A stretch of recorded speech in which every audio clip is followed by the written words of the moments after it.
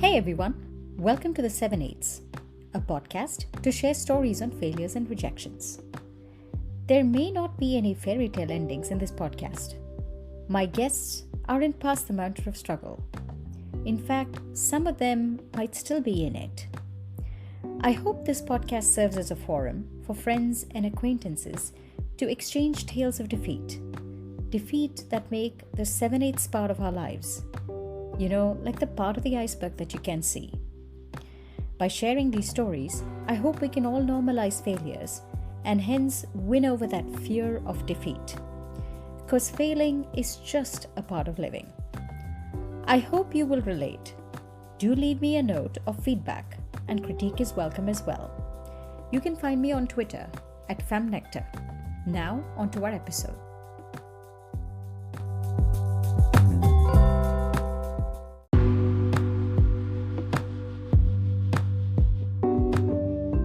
Welcome to episode 12 of The 7/8ths.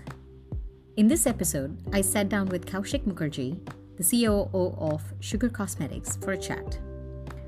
Along with his partner Vineeta, Kaushik is building the wildly successful first direct-to-consumer brand with Sugar Cosmetics. Kaushik and I went to undergrad school together.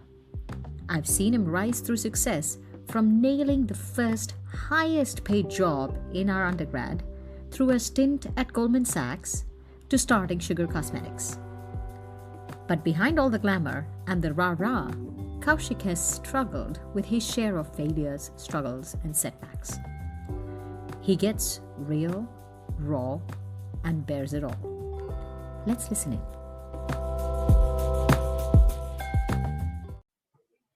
So, how have you been?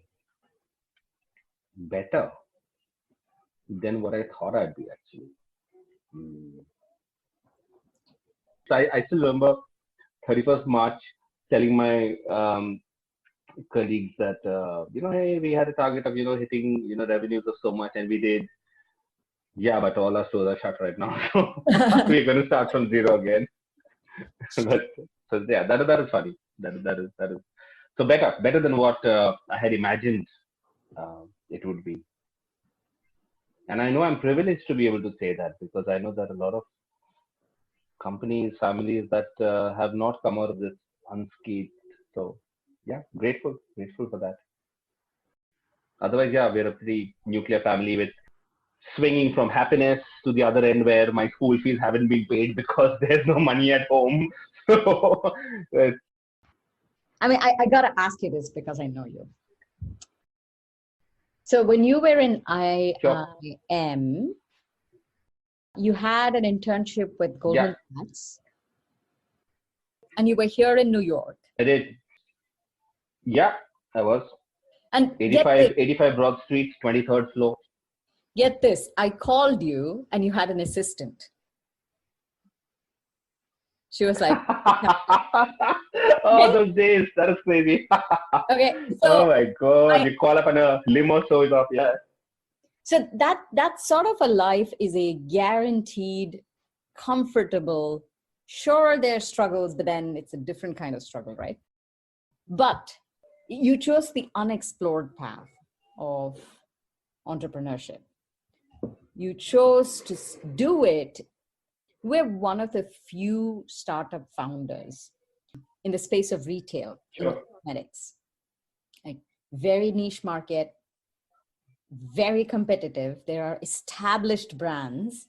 And then not only did you choose to do something in India, in fashion and retail, at a time when it was almost unheard of. Do you like being in pain? I mean, I'm just curious.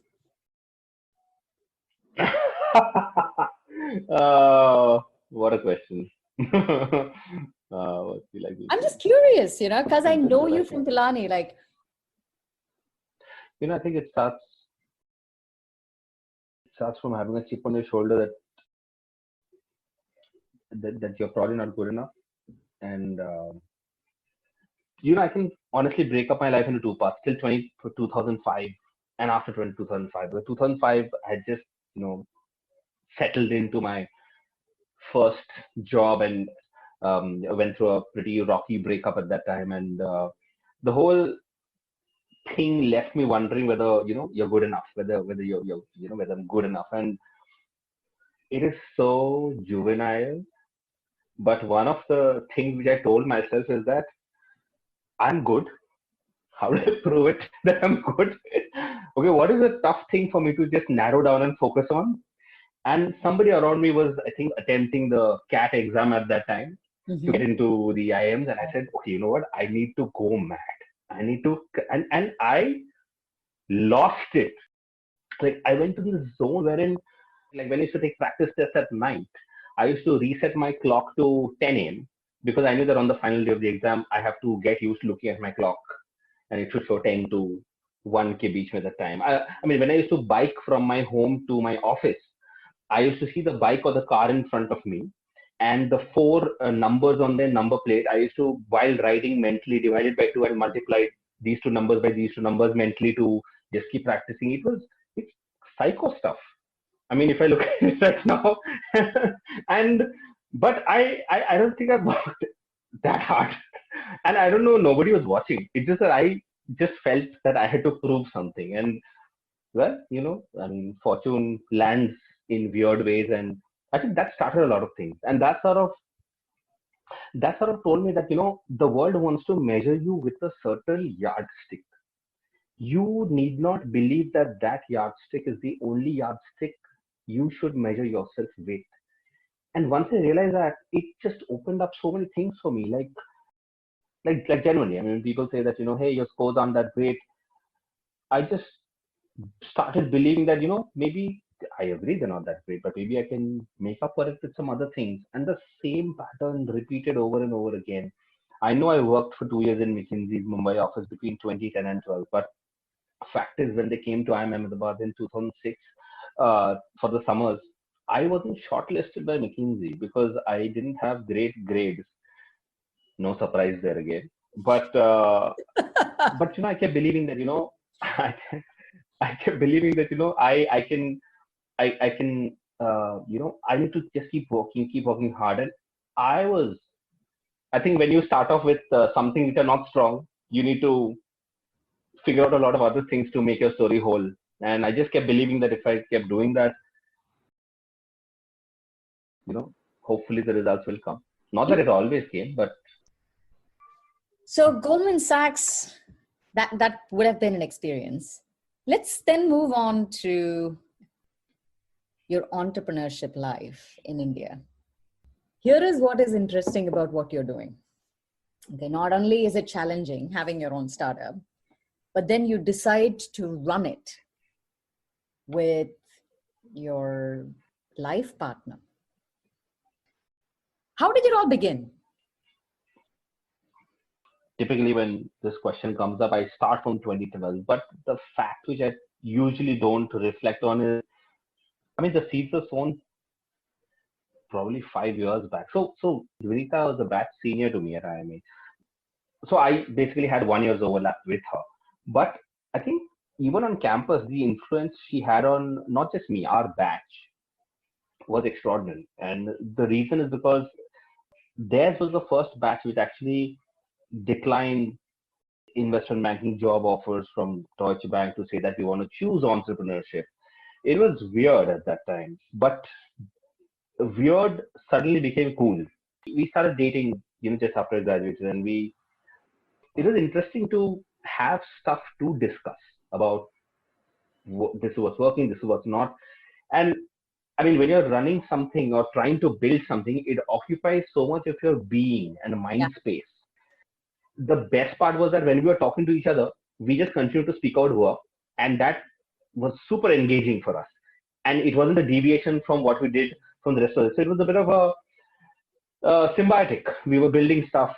She continued onwards, building the same thing for 5 years before leaving. I ran out of money. So, we shut down our startup at that time. I was fortunate to get an opportunity to work in McKinsey. But there was this bit of unfinished business that stayed on with me, right? So this time it was different. It was a very, internal need to say, can we try one more time? So we started, and there's this question we get often that how do you guys don't kill each other? I mean, it's a real challenge. There is no work-life boundary. What's the last thing you tell your better half before you go to bed? You probably say good night, right? I mean, in our case, you might find us talking like, "Acha, tomorrow that check is going to be deposited, right? It shouldn't bounce. So just check that the money is there in the account and stuff like that." But the good part is we know very intimately how much mess is going on at Yeah. work and at home. So it's a weird balance. It's a And weird balance. It just, I mean, works for us. when you shut your startup down, when you had to explain, ladka kya karta hai na? When you had to give them an answer. Yeah. But we don't talk enough about that process that a founder or a co-founder goes through. So, when the knowledge about what, say, startups or what you're building is so little in the public domain, the narrative comes from you. That's why, beyond the point, there are two realities you're living. One is actually what you're building and what you're achieving. The other is simply whatever you're projecting to yourself and the others about the progress you're making, because it's important to feel good about yourself also to be able to put in your best at work. You can't be demoralized and feel really beat and still keep fighting. Shutting down was hard, but at the end of 2 years, we were grasping at straws. I don't know. At some level, it was very shameful. It just felt like because it just felt like there were many people who would be laughing because to have the gall to walk away from it, people think you are flying too high, and then when it actually happens that hey, it went bust.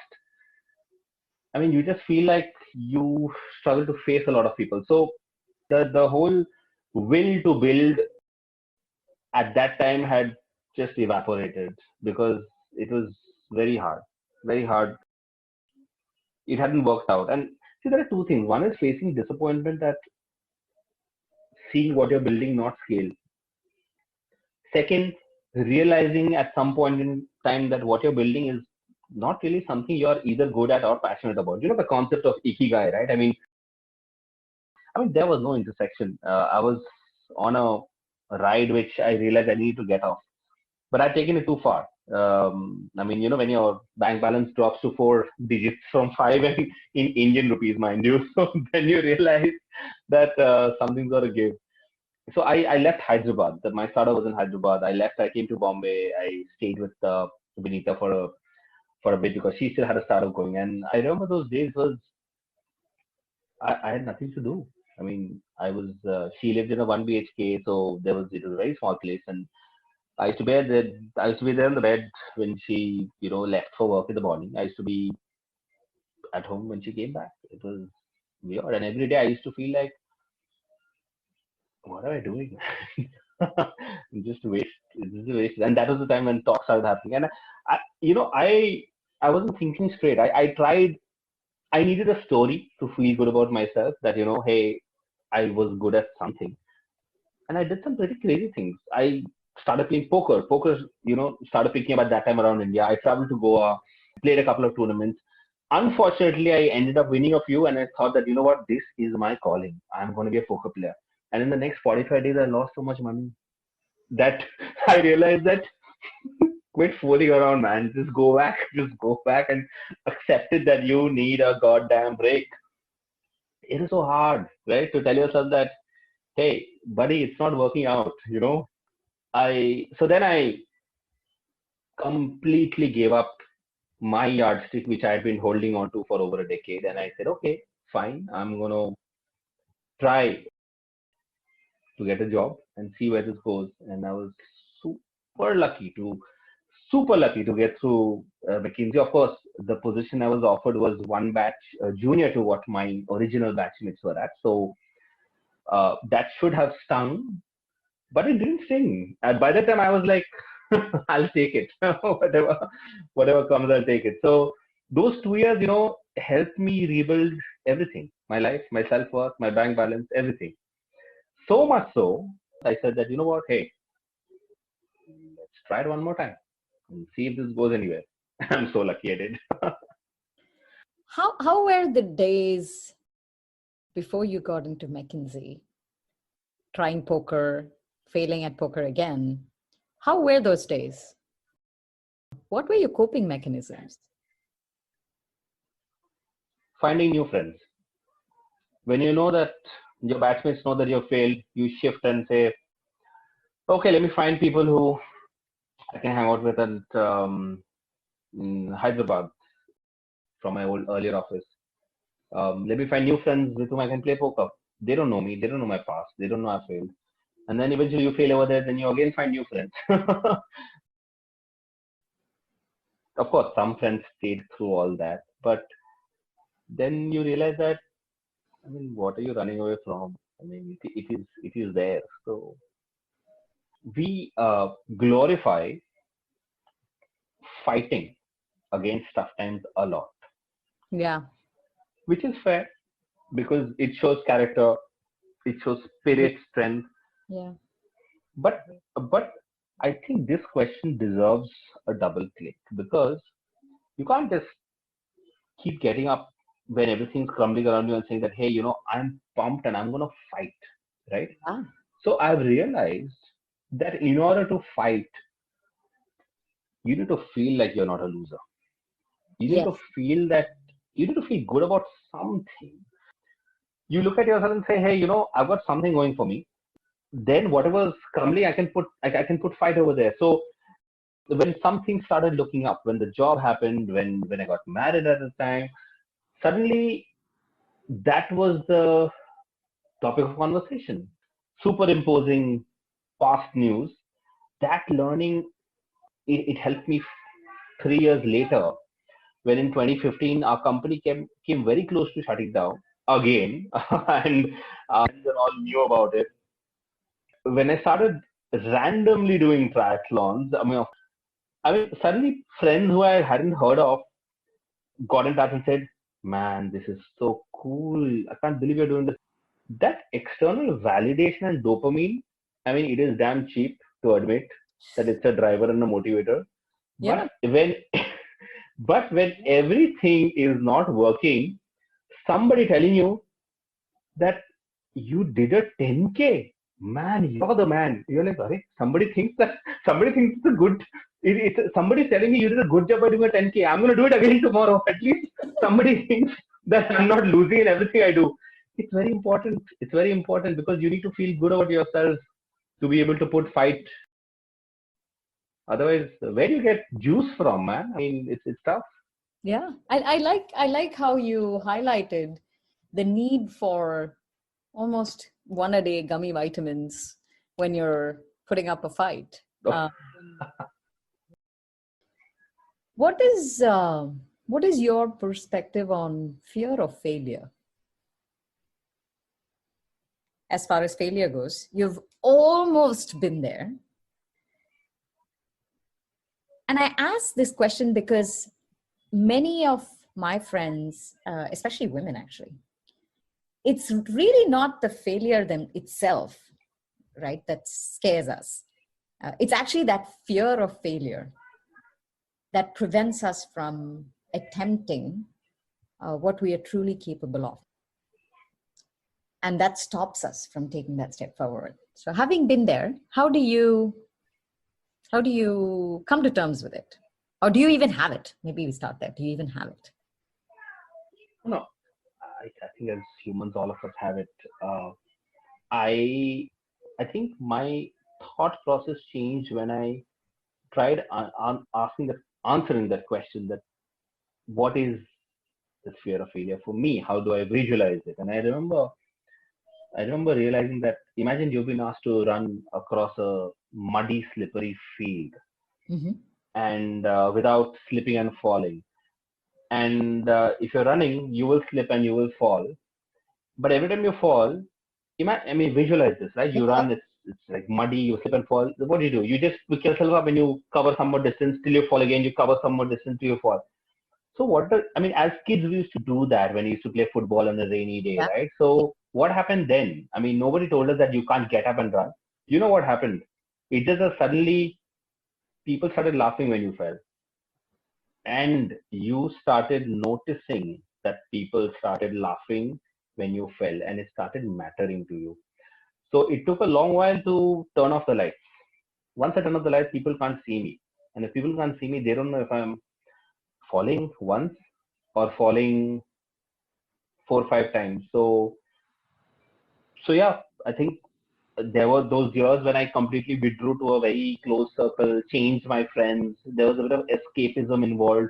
It was coping. I was coping to say that, okay, I will come back to, say, a full public persona or life, but I need to rebuild. And to rebuild, I mean, see, when you train, right? I mean, you train in a closed gym where you're falling, you're getting bruised, your partner, your trainer's kicking the ass out of you.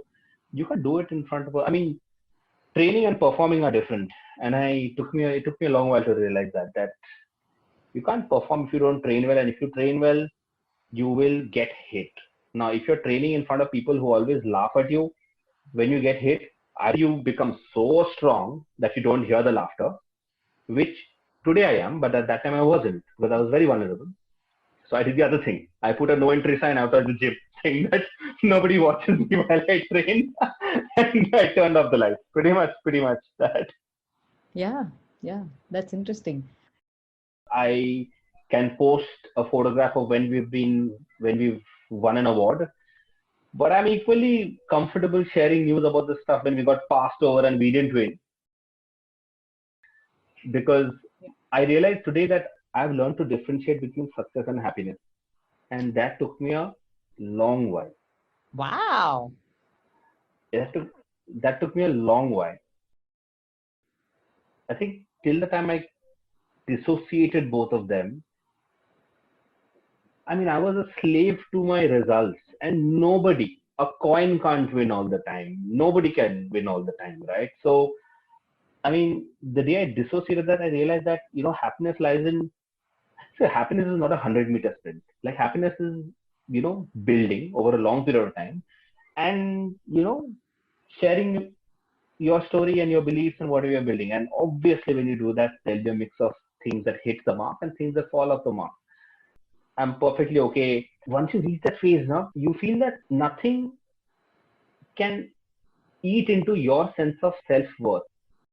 You feel that I'm building, I'm a survivor, and what I'm building is gonna take many years to build, right? So I'm just around sharing hits and misses of what I'm building.